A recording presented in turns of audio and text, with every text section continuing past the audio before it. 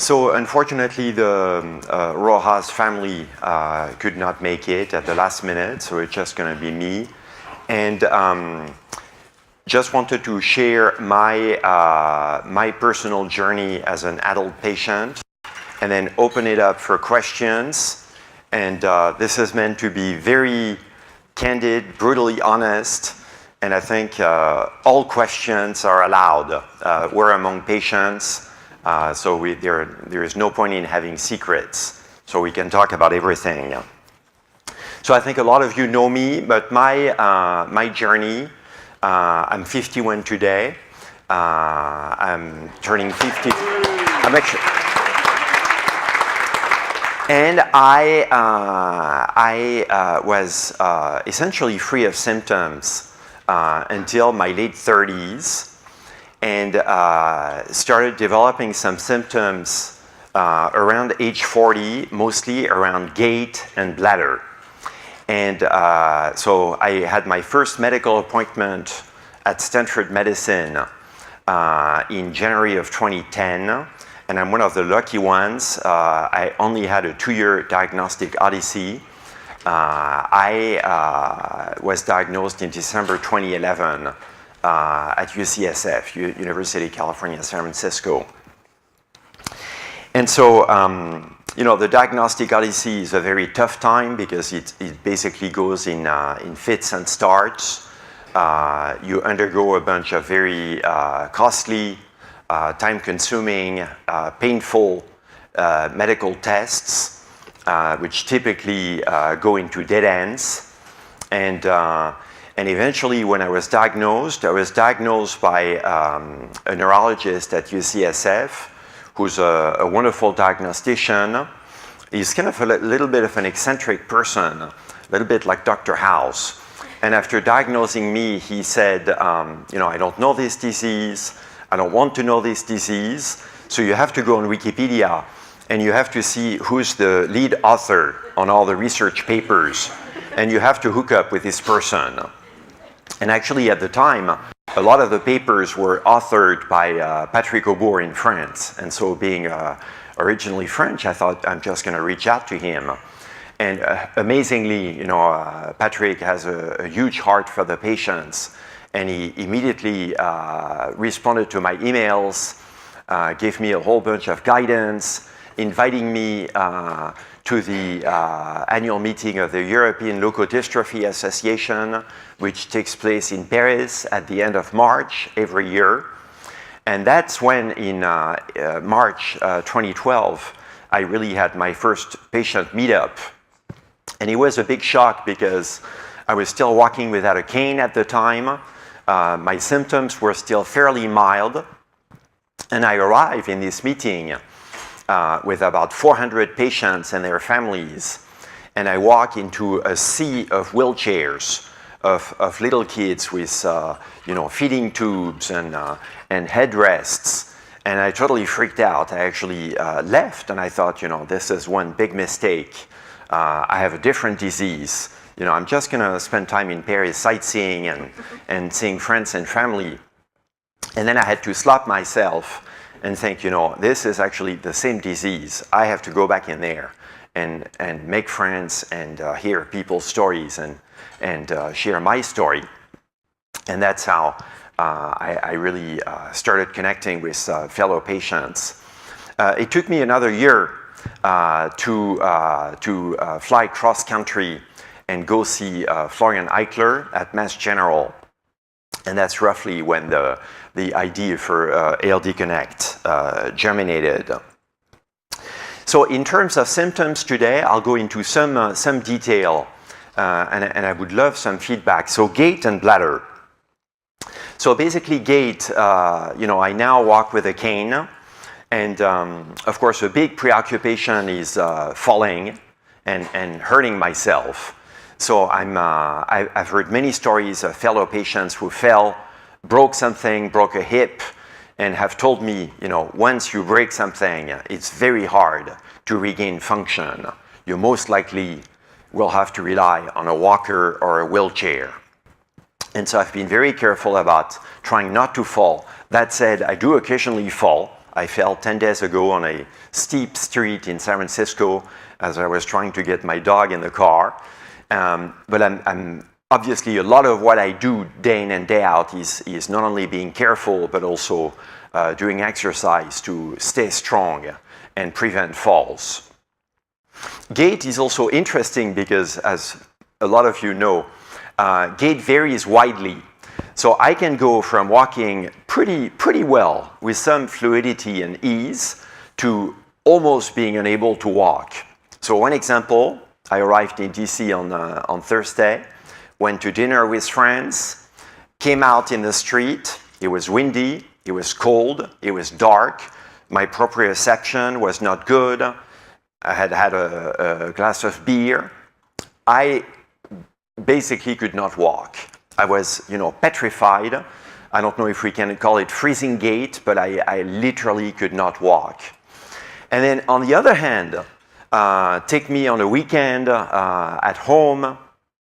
I will go in the hills above Stanford with my dog. And amazingly, there is this phenomenon, which I've shared with some of you, which I call the memory of the trail. And I get on the trail and I can walk almost effortlessly for about 2 or 3 miles. I just can't explain it. And so, it's a little bit like people who have advanced Parkinson's and you play their favorite music and they start dancing, gracefully and seamlessly. Their tremors stop and they are completely normal. And so that phenomenon of the memory of the trail, where I start walking and there is no stopping me, that very same day or very same evening, I may have the freezing gait. I do take Ampera. I know it doesn't help everyone. It does help me, not hugely, but it does help me. Like, I know that because when I stop, I see a noticeable difference. I take it once a day. I get it made by a compound pharmacy because still, as of today, the only official indication is for MS. And I take it first thing in the morning, and it helps me until about 3 p.m. So I do rely on that. I would say bladder is probably the toughest issue. So obviously, I would say not incontinent yet, but definitely issues around urgency. So proximity to a restroom is always at the forefront of my mind. And trips have become tough. So trips, particularly car trips, are when I have to wear an adult diaper. Because, if I take a trip, just to give you an example, on Monday, this coming Monday, I will go with my son to visit a company in Berkeley. That's a 90-minute drive. So I will have to wear a diaper. I know that my family always says, but we can stop at a service station. And the reality is that, it's kind of those last 10 feet that are the challenge. There will be a leak because I don't have full control over my bladder. And so if I go to the service station, and of course, gait becomes more stiff and spastic as you need to urinate. And let's say the bathroom is occupied, then I know I will have an accident, and that's where the diaper is providential. I get an MRI every 2 years, and probably I could get one every year, but at my age, the likelihood of cerebral inflammation is less. And I also take a very powerful cocktail of off-the-shelf antioxidants, and I take them for about 3 months, and then I do a 3-week washout on the advice of Aura Pujol, who said that you need to do a washout so the body learns how to make its own antioxidants. And so I take things that are available, NAC, NAC, alpha-lipoic acid, resveratrol, CoQ10, and a few others. To be frank, I haven't seen a big difference. So when I do the washout, I feel just as good as when I take the antioxidants on a daily basis.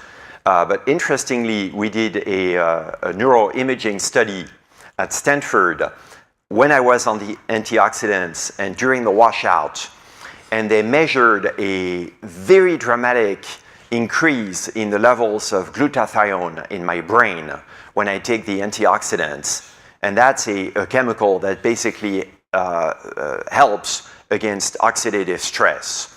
So it is a sign that the antioxidants have at least some effect. And then I will tell you a story that happened to me, which I think is really a cautionary tale around adrenal function. So I was until about 2 months ago considered borderline Addisonian. So I will reemphasize that having a good endocrinologist is essential. And many endocrinologists really do not know the adrenal gland. You know, they know the thyroid, they know diabetes. But so you have to find in the department, in the endo department, the person who is not only knows about the adrenal gland and is willing to learn a lot more. So I have a wonderful endocrinologist at Palo Alto Medical. And she would basically have me tested for cortisol and ACTH every 6 months. And my ACTH was about 5 times normal, meaning that my pituitary gland had to work extra hard to send signals to my adrenal gland to produce cortisol. And my cortisol was normal. And so basically that had been my situation for 5 or 6 years. And I felt very strong. You know, I had the steroids with me in case I had a stomach flu or a flu or some kind of accident. But I was fine. So interestingly, we're now mid-November. In July, starting in July, I probably had about 5 migraine days in July. In August, I had about 10 days with a migraine.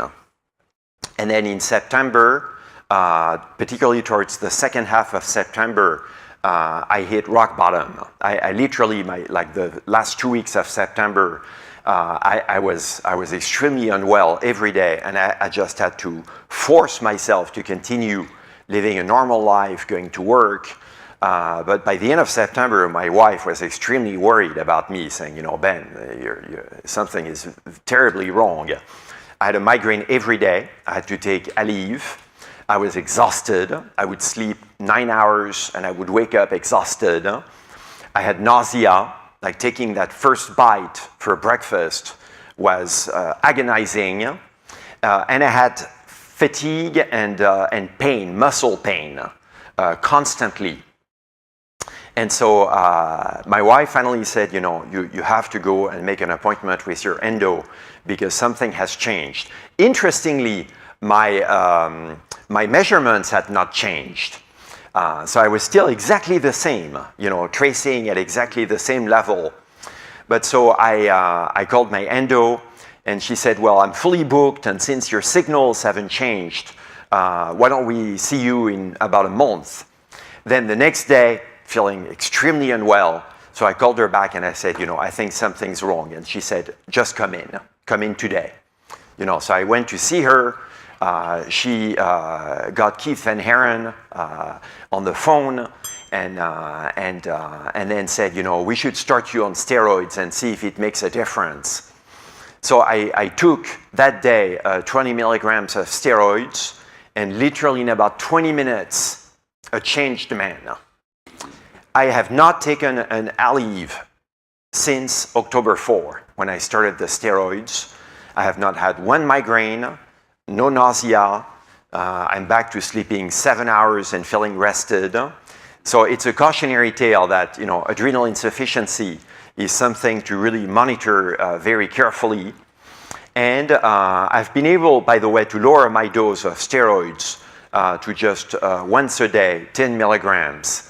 And, you know, I have mixed feelings about being on steroids because I feel like I was essentially drug-free until now. until then. And now I feel like I'm chemically enhanced. And I know that over time the adrenal gland will atrophy and I will have to take steroids for the rest of my life. But I'm back to being, to feeling great, to being productive, to being able to, conduct my activities of daily living, make dinner, walk my dog in the evening instead of going straight for the bedroom. And then I will finish on some of the kind of the emotional and psychosocial aspects of the disease. And for those of you who know me, they know it's a big part of my life. So exercise, almost daily exercise is key. Not only, of course, because of strength and balance and motor function, but also for the psyche. So today I do a lot of Pilates.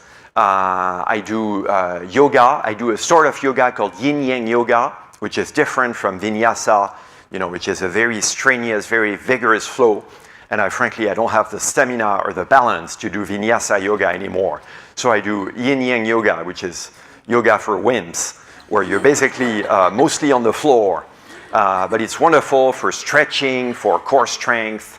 It helps balance significantly.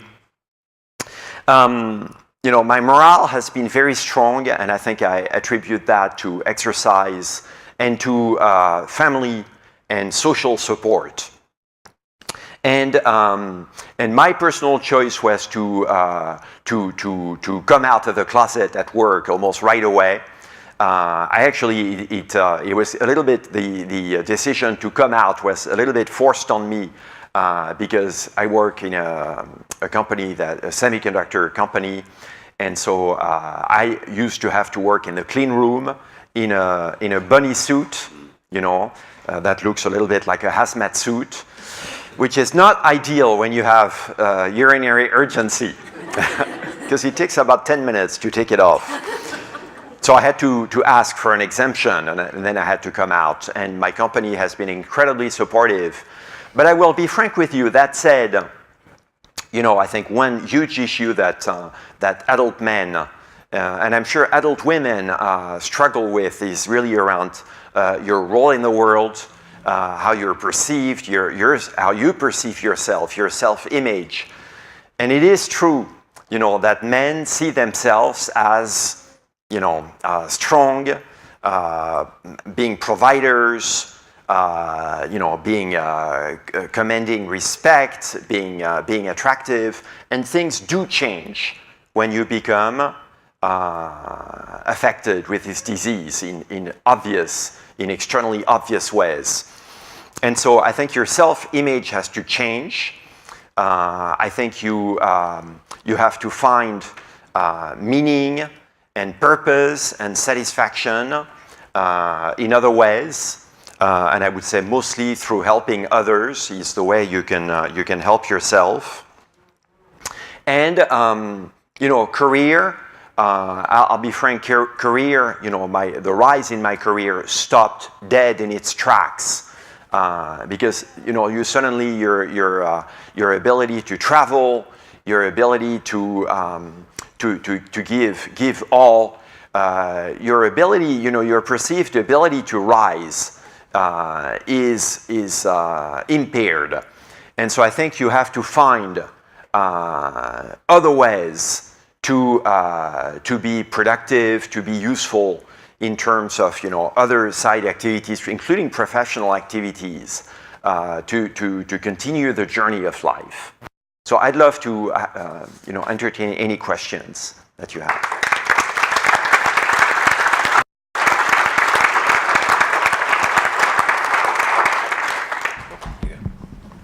I'd just like to say I resemble your remarks exactly, and same with you. I was there. I was in the military. I was fairly senior, and by the time the ALD got to me, I was at the point where I was running quite a bit. I was running a marathon. I would go running in the morning before PT so that I would have my hurried bowel movement, or I would soak myself with sweat, and therefore you wouldn't see the urine. I got retired from the military. The military involuntarily retired me, which has been a great thing for me because I have plenty of support through the military. But I've had to readdress my focus. One about being out in charge. One about being the provider, being the leader. Well, now I had to readjust it, and then what I do now is I give advice as far as other people that are in similar situations. I volunteer at my local DAV, Disabled American Vets, and I also volunteer to raise money for. Come here. Come here. Oh my goodness. Oh. And I do a lot of volunteering with the Canine Companions of America. Cool. I also want to say, while you're walking, I would do anything in my world to be able to have a nice cane and to walk around with a cane. So never give in to the wheelchair.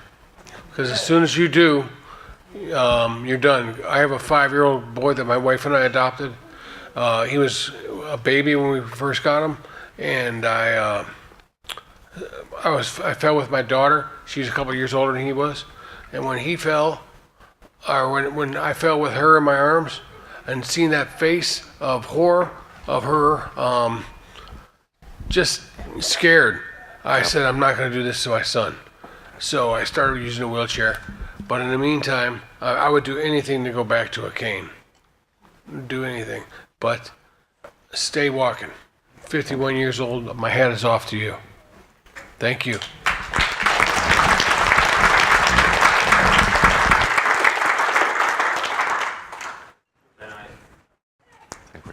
Sorry. Justin? Yeah, I have a question for you, Yeah. Ben, and this is something I struggle with quite a bit, is energy. Energy. There are times, moments throughout my day and my week where I'm just flatlined, and the desire to get up and go to my kitchen, or the desire to do anything. I just want to sit on my couch, and I don't want to move, and that also is a struggle for me in terms of working out. I have a rowing machine, I do some TRX, and there'll be times where I'm like, okay, I need to go work out, and then I'm like, so I'm wondering how you address energy. So I think that's where some of the social support is key. Because to be honest, yes, most days I do not want to work out. In my mind, I think, I don't think I'm going to work out today. I've worked out recently. That's a wonderful line from Snow White and the Seven Dwarfs. When did you wash last time? Recently. So that's where I go to a gym with my wife. She says, Ben, we're going. I have a yoga class with an instructor who's very cheerful and very cute.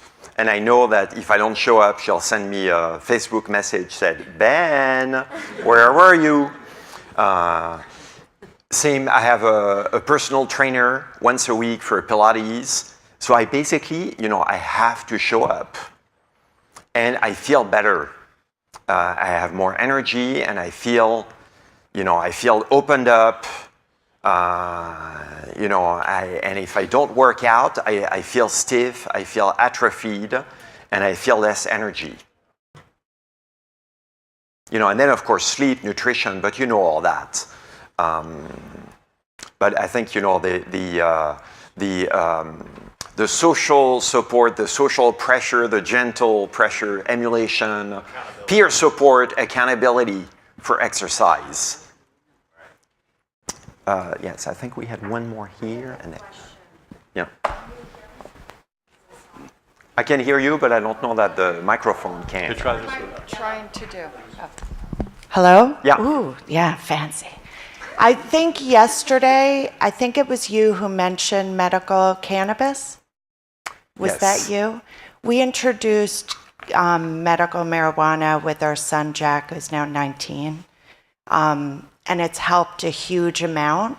But I would love to hear if you've been experimenting at all, and if you have any advice. I would tell you if I had, I have not. Oh, okay. I have not, and simply because I am one of these extremely lucky people who mostly live pain-free and spasm-free today. So I don't have pain, I don't have any kind of neuropathy. Occasionally my legs will feel heavy, will feel leaden, but I don't have, chronic pain. And then when I go to sleep, I fall asleep quickly. I do have a few spasms as I drift into sleep, and actually I sleep on my own now. My wife has her master bedroom upstairs. And one reason was that I don't want to have to go up and down stairs all the time. And the other reason is she said she got woken at night. She got startled because I would shake. But it's not enough to disrupt my sleep. And so I have not tried medical marijuana. But I know, based on what I see on social media, that a lot of men have and find great relief from it. I've experimented with cannabis, so I'd be happy to talk with you I about would love. my experiences with that. Yeah, I've Perfect. tried all different kinds of things, CBD oil. So yeah, we could talk. Definitely. Yeah. Thank you. We have- I would say mostly good. It's kind of a complex. Okay, I think we have one over there, gentlemen.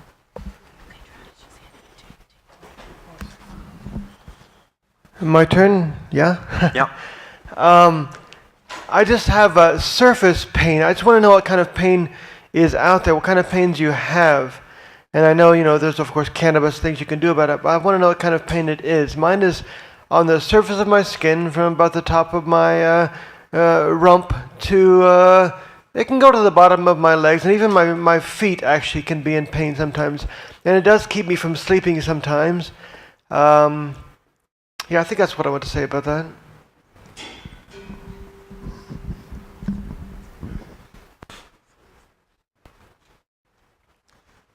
Yeah, I love to open it up to others, or maybe on a one-on-one basis. Question here? I'm just wondering if you have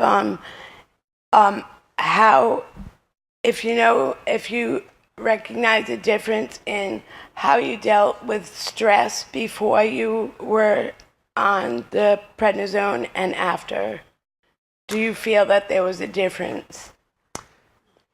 Not really. So the only adverse impact that I've seen from the steroids it's actually hydrocortisone, is on sleep. So the quality of my sleep has decreased. I have more wakefulness. I wouldn't call it insomnia, but I fall asleep well, but as many of us, I have to get up during the night to urinate. If I'm lucky, twice. If I'm unlucky, about 5 times. And I also, I don't want to dehydrate myself because then I'm more likely to get a migraine. So I want to stay well hydrated, but that means, of course, waking up in the middle of the night to go urinate. And then I have a really tough time falling back to sleep. And that's new since I started on the hydrocortisone. I have, I had these horrible, cliches in my head that I would become, aggressive, hypersexual, starting getting into all kinds of road rage and throwing weights around the gym and, trying to attack random women. And there's been no change because my endo said basically none of that is going to be true for you because essentially we're supplementing what your adrenal gland is no longer able to produce on its own. So you're essentially being brought back to normal. I think what I was trying to ask you is I think when I do take I take prednisone on and off. But when I do, I feel like because I experience many of the things that you're talking about with the muscle aches and the fatigue and all of that, and I can't deal with stress, like stressful day-to-day stress. It just drags me right down.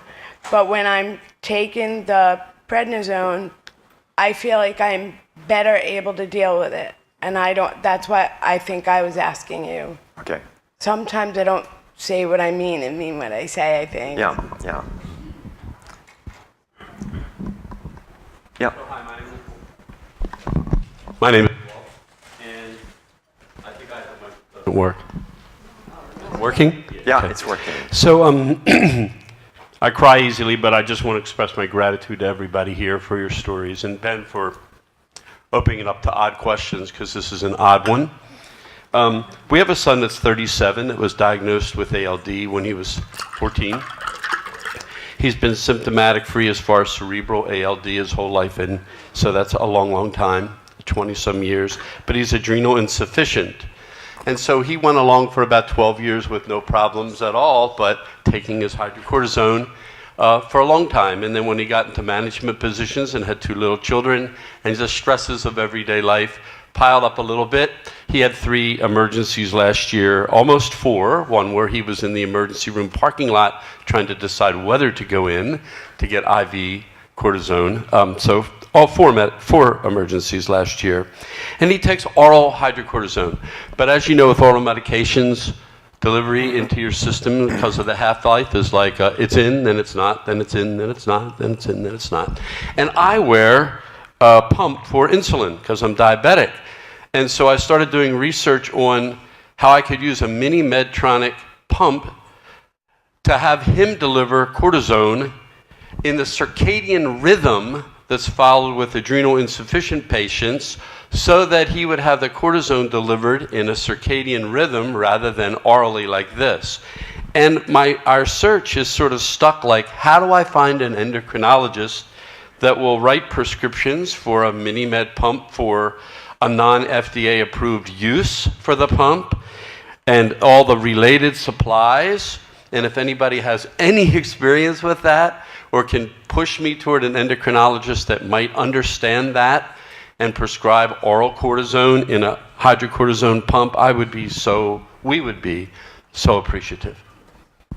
Florian. Yeah, so I would recommend you coming to see Nick Tritos in Boston. He's an endocrinologist who sees all our adults with ALD and AMN.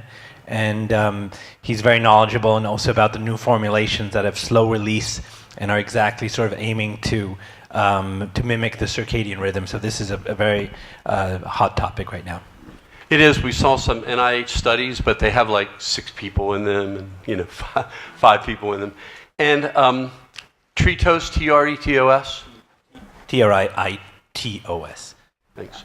And second thing is, do you know if he'll have any connection with, like, how do you get any of that covered with insurance? Or would my son, should he get in a financial position to be ready to pay for everything himself? No. So you can correspond with him prior and we can talk Thank you separately. so much.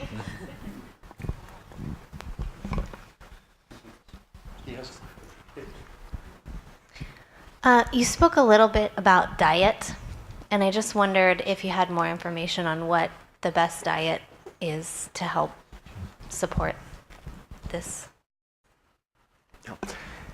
So I have to be honest, I essentially have not changed my diet. I eat a Mediterranean diet, which is high in nuts, white fish, lots of vegetables. We eat a very healthy diet. I've cut down on fatty foods. I'm French, so I still love grains. I love bread. I occasionally like, very creamy goat cheese. But I have not looked into diet all that much. Very long-chain fatty acids are made by the body in a endogenous way. And so, I know a lot of people are adhering to certain diets, that attempt to be low on very long chain fatty acids, but I have not done that. Is there anywhere that I can look for more research on that, or is that not touched yet? I think, yes. Yeah. I'm actually a nutritionist, and I've been doing for the children on Lorenzo oil, but I understand that we are changing, toward more support to the AMN and so on. And sitting here this morning in particular, look at the Florent charge, maybe the last few one where they have probiotics and fibers and everything like that. I certainly can contribute, and maybe the next time we meet, we talk more about that.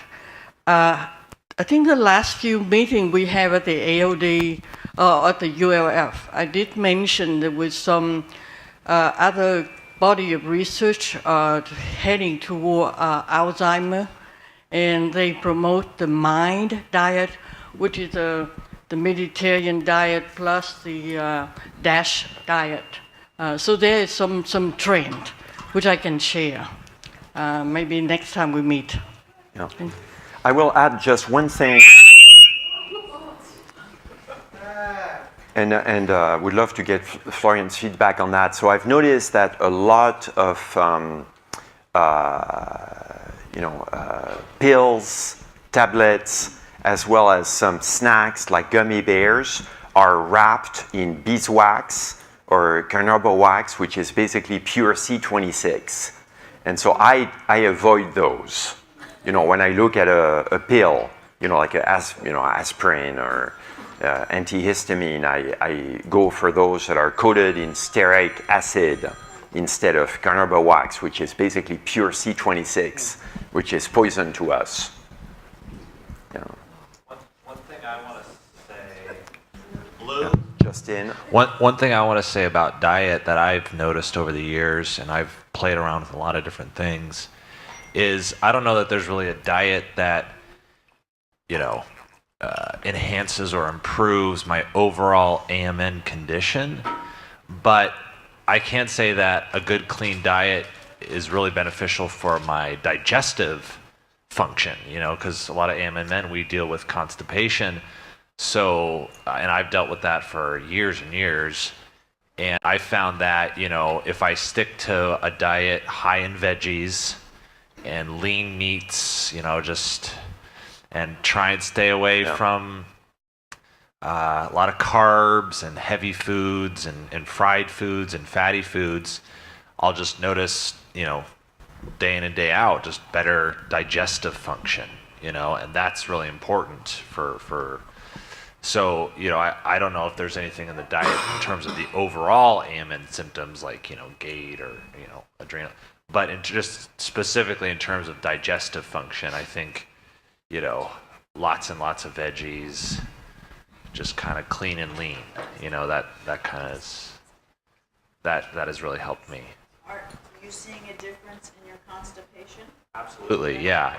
Like in my mid-20s to late 20s, I didn't know what I was doing, and so I was constantly dealing with constipation and just lagging, and I would say in the last 3 or 4 years, I've gotten to a point where I'm totally able to manage my digestive function by way of diet, and I also take Benefiber, which is super easy. I'll take one giant glass of that every single day, water and Benefiber, and for me at least, it works like a charm. The Benefiber works like a charm. Yeah, it works like a charm.